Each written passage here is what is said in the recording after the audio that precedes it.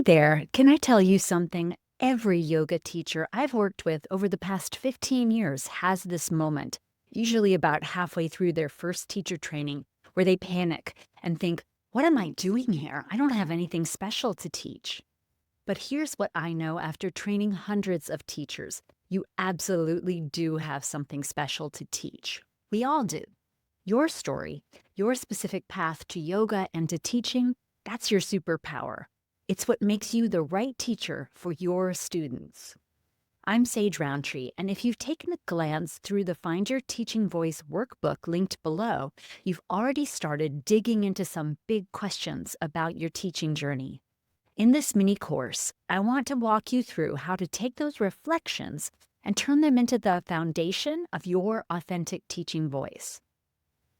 We're starting with your backstory because honestly, this is where most new teachers get stuck. They think they need to sound like their teacher trainer or copy the style of that Instagram yoga star they follow.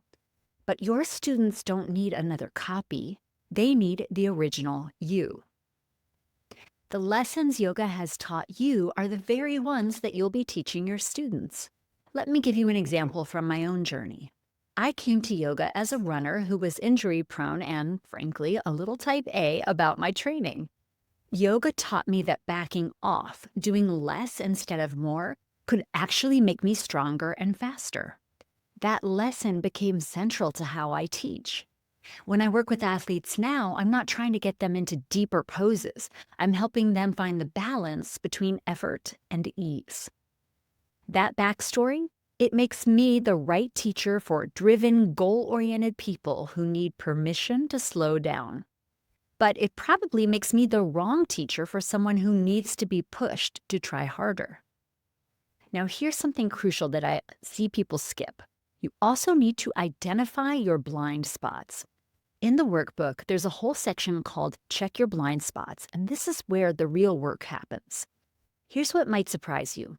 The things that come naturally to you in yoga can actually become your biggest weaknesses and blind spots as a teacher.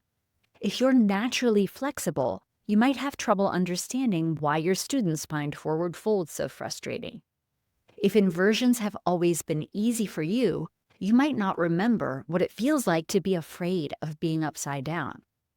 On the flip side, the pain points you've discovered in your practice, the poses that challenge you, the aspects of yoga you've had to work hard to understand, these are the very topics on which you'll be your strongest self as a teacher. Think about it. If you've struggled with tight hamstrings for years, you understand intimately what it feels like to breathe through that sensation. You know which modifications actually help and which ones don't. You can guide a student through that struggle with real empathy because you've been there. But if you've always been naturally flexible, you might not even realize that when you say, just relax into it, that instruction doesn't land for someone whose hamstrings are screaming. The struggle you've gone through to master whatever has been most difficult for you will better equip you to be a helpful teacher to your unique students. You'll have the experience, the language, and the skills to help others who arrive on their mats looking for guidance just as you once did.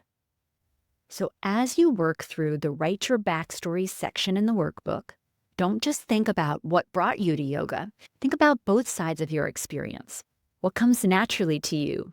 Great, those are areas where you'll need to educate yourself about how to teach students who don't share your natural gifts. And what has been challenging for you? Even better, those challenges have been preparing you to be an exceptional teacher for students facing similar struggles. And here's something else from that first section of the workbook that's crucial. Finding your yoga team. You don't have to figure this out alone. In fact, you shouldn't try to. Who are the teachers, mentors, or even fellow students who have supported your journey into yoga? These people can give you insights about your strengths that you might not see yourself. More importantly, they can be your sounding board as you develop as a teacher. One of the exercises in the workbook asks you to make a plan to talk to your yoga team about your calling to teach. Don't skip this, seriously. Some of the best feedback I've gotten about my teaching has come from students and colleagues and family members who could see things I couldn't see about my own style. Your story doesn't have to be dramatic or unique. Some of the best teachers I know came to yoga simply because they were curious about the class at their gym. What matters is how you make meaning from your experience and how you use both your natural gifts and your hard-won wisdom to serve your students. So take some time with all of those questions in the first section of your workbook. Be honest, be specific, and remember, your story isn't just about you. It's about recognizing which students will resonate with your particular way of understanding and teaching yoga. In the next video, we'll talk about how to distill those big life lessons from yoga into clear, teachable messages. But for now, I want you to sit with your story, all of it, the parts that came easily and the parts you had to fight for, because both are part of what makes you the teacher some students are looking for. Talk to you soon.